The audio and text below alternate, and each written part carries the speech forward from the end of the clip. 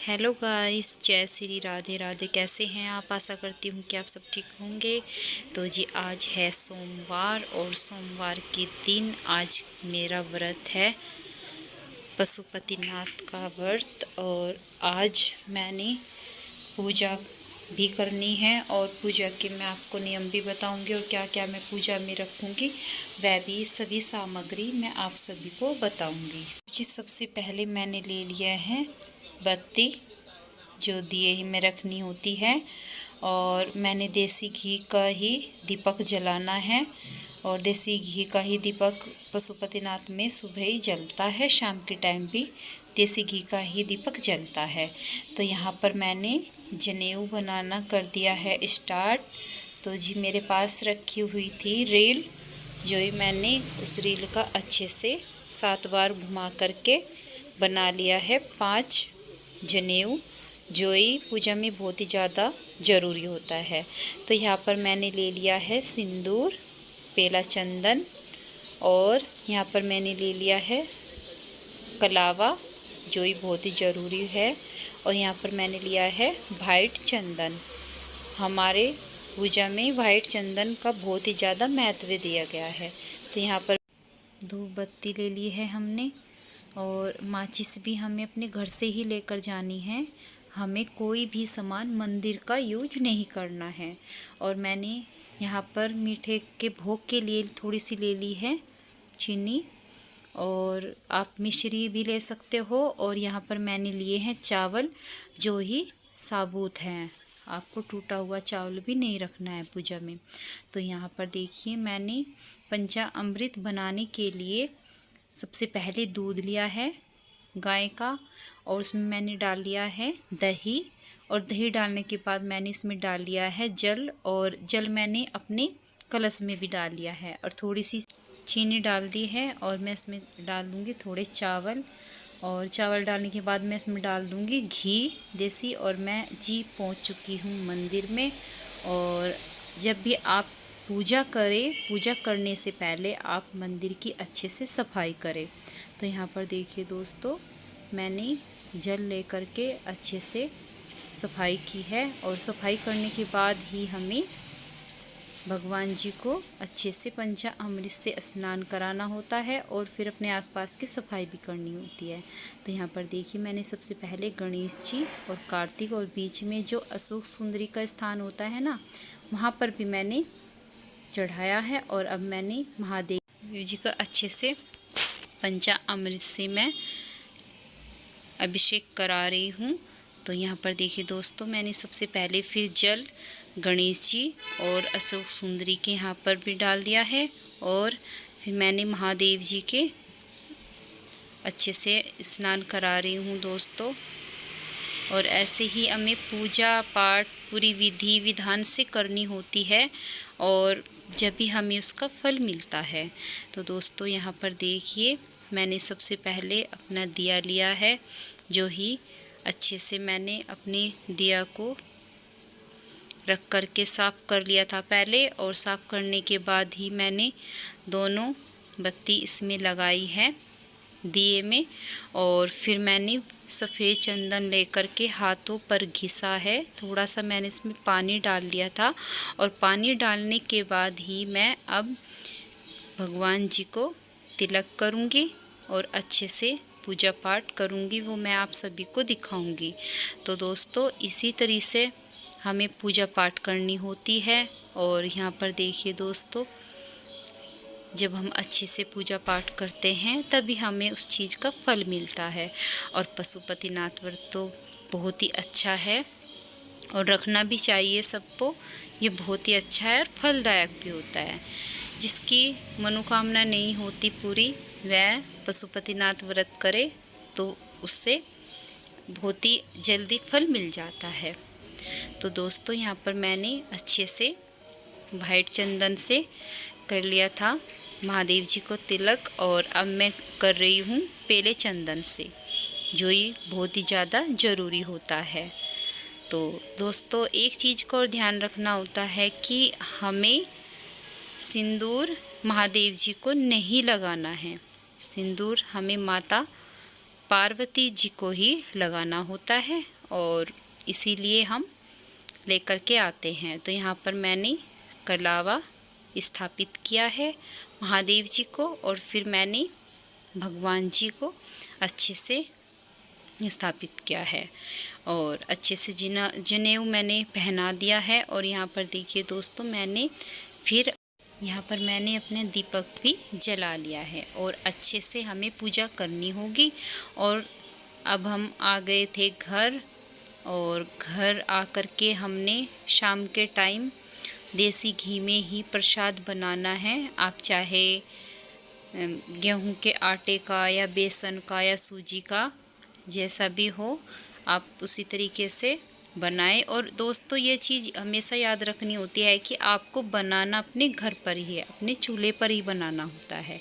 ये नहीं है कि आप बाज़ार से ले आओगे और उसी का फिर आप महादेव जी को भोग लगा दोगे, ऐसा नहीं है। तो यहाँ पर मैंने थोड़ा सा प्रसाद देसी घी में ही महादेव जी के लिए बनाया है। और देखिए दोस्तों, मेरा हलवा बन कर के आटे का कितना अच्छे से तैयार हो गया है। मैंने आटे को अच्छे से घी में भून लिया था और उसमें पानी डाल करके अच्छे से चीनी डाल करके मैंने इसको अच्छे से पका दिया है। और एक चीज़ का याद रखें दोस्तों कि हमें प्रसाद उतना ही बनाना है, ज़्यादा नहीं बनाना है। हमें सिर्फ महादेव जी के मंदिर में जा कर के 3 हिस्से करने होते हैं, वो ज़्यादा एक्स्ट्रा प्रसाद नहीं बनाना होता है। और यहाँ पर देखिए, शाम के पूजा के लिए मैंने कर लिए हैं 6 दीपक तैयार और मैं अच्छे से बना कर के बाती और देसी घी का ही दीपक शाम के टाइम जलाना होता है। तो दोस्तों, यहाँ पर मैंने सुबह के टाइम जो जल बचाया था उसी से हम अब भी अच्छे से पूजा करेंगे, क्योंकि हमने सुबह ही जल अभिषेक तो कर दिया था और पंचामृत से भी हमने स्नान करा दिया था, तो शाम के टाइम नहीं कराना है। तो यहाँ पर देखिए दोस्तों, मैंने अपने 6 के 6 दीपक अच्छे से तैयार कर लिए हैं और अच्छे से हमें पूजा करनी है।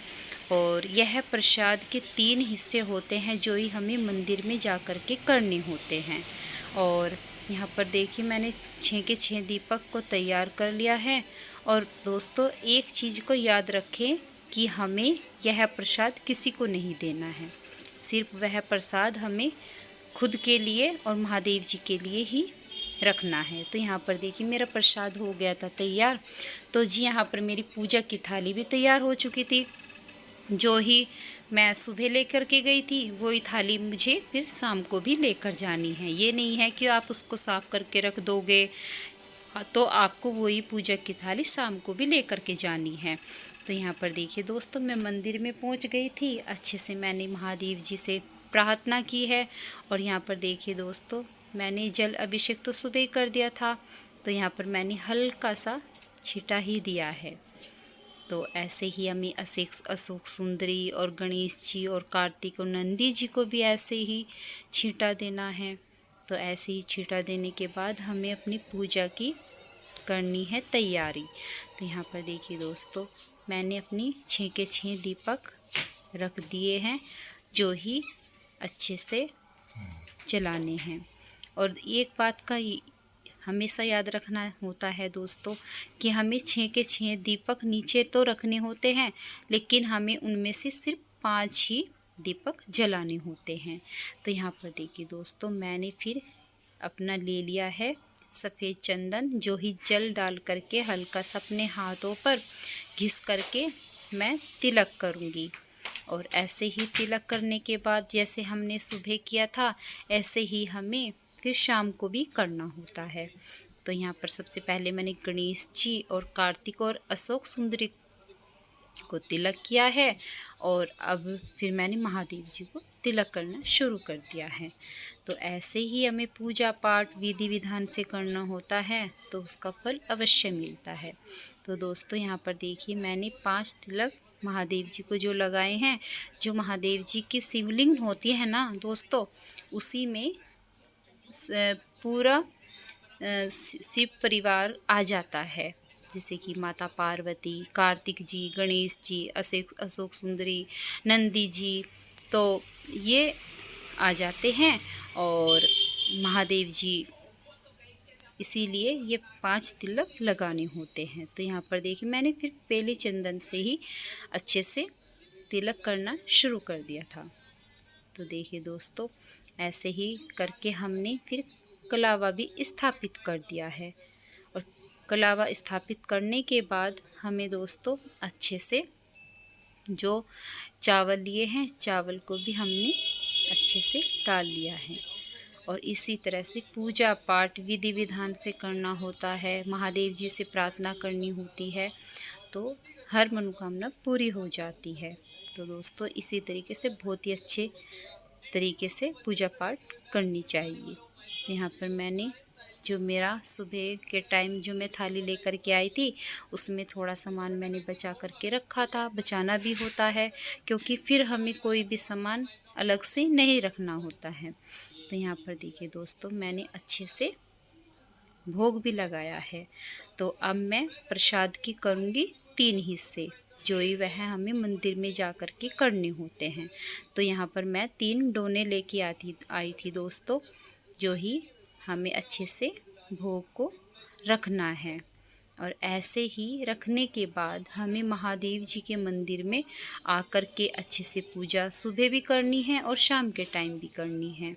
और यह प्रसाद आप किसी को नहीं दे सकते, ना बच्चों को ना अपने हस्बैंड जी को। यह प्रसाद आपको इतना ही बनाना है और आप इसको किसी को भी नहीं दे सकते। तो प्रसाद के 3 हिस्से होने के बाद 2 हमें महादेव जी के मंदिर में जा कर के पूजा करके रखने होते हैं और 1 हिस्सा अपने लिए बचा करके लेकर के आना होता है। तो यहाँ पर देखिए दोस्तों, मैंने तीनों हिस्से महादेव जी के पास ही रख दिए हैं, जहाँ पर मेरे दिए रखे हुए हैं। अब मैं अच्छे से अपने दिए को जलाऊंगी और यहाँ पर मैंने धूप बत्ती ले ली है। तो धूप बत्ती लेने के बाद मैं माता पार्वती जी को भी तिलक करूंगी। माता पार्वती जी को मैंने तिलक किया है रोली से, जो ही माता पार्वती को करना चाहिए और फिर अपनी मांग भरनी चाहिए। इसी तरीके से करना होता है। तो यहाँ पर देखिए अब मैंने ले ली है माचिस, जो ही मैं अब दिए जला रही हूँ दोस्तों।